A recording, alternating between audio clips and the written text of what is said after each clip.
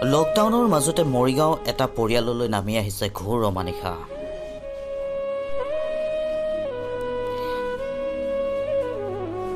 যেন কলা মেঘে ঢাকি ধৰিছে ঘৰখনত।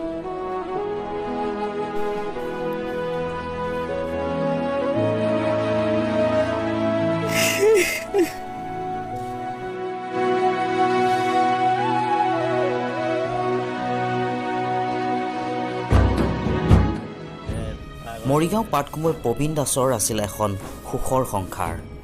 পৰিবাৰৰ লগতে এটি পুত্ৰ আৰু এগৰাকী কন্যা সন্তানৰ সৈতে এখন হাঁহি কান্দোনেৰে ভৰপূৰ এখন সংসাৰ। কিন্তু হঠাৎ যেন কলীয়া ডাৱৰে আৱৰি ধৰিল ঘৰখনত।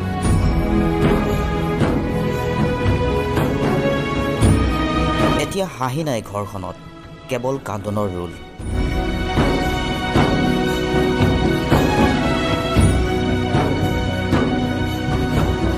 তিনিআলিৰ মূৰত মাছৰ দোকান এখন দি কোনোমতে ঘৰ পোহপাল দি আছিল প্ৰবীণ দাসে। কিন্তু হঠাৎ আহিল মূৰত সৰগ ভাঙি পৰা অনাকাংক্ষিত খবৰটো।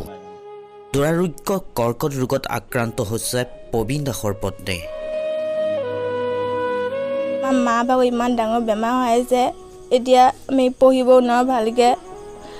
মিনিমাম মা এনেকুৱা বেমাৰ হৈ থাকিলে আমাৰ কেনেকৈ পঢ়া শুনা কৰিম? আমাৰতো ডাঙৰ মানুহ হ'ব মন আছে, আমি দুখীয়া মানুহ যিহেতু আমাৰ পঢ়িব মন যায়।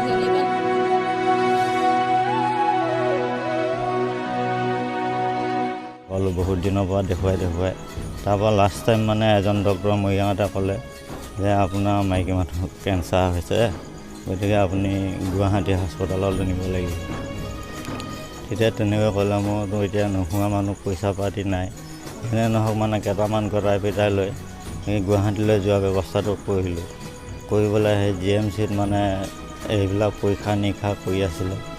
কৰি থাকোঁতে মানে পৰীক্ষাখিনি সম্পূৰ্ণ নহ'লে লকডাউন লাগি গ'ল। এতিয়া লকডাউন লাগি গ'ল, এতিয়া মই কোনোফালে উপায় নোপোৱা হ'লোঁ। এতিয়া কি কৰিম কি নকৰিম, থাকি কেঞ্চাৰ ৰিপৰ্টটোতো ধৰ এইকেইটা ওলাইছে। জোঁৱাইটোক সুধিলোঁ, বোলো বাবা কাগজ পাত কি ওলাইছে? বোলে দেউতা কেঞ্চাৰ হৈছে।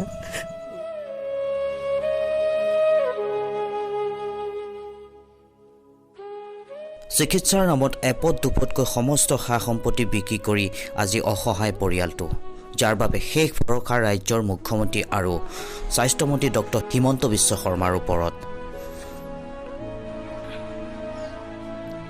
আনহাতে কিছুদিন পূৰ্বে অহা বিধ্বংসী ধুমুহাত ঘৰখন তছনছ হৈ যায়।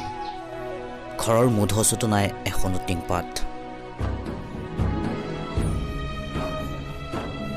ঘৰখন মেৰামতি কৰিবলৈও হাতত নাই পৰ্যাপ্ত ধন। চৰকাৰৰ লগতে অসমৰ ৰাইজক বিনম্ৰ অনুৰোধ মৰিগাঁও বাৰ্তাৰ তৰফৰ পৰা, আহক আমি সহায় কৰোঁ দুৰ্ভগীয়া পৰিয়ালটোক।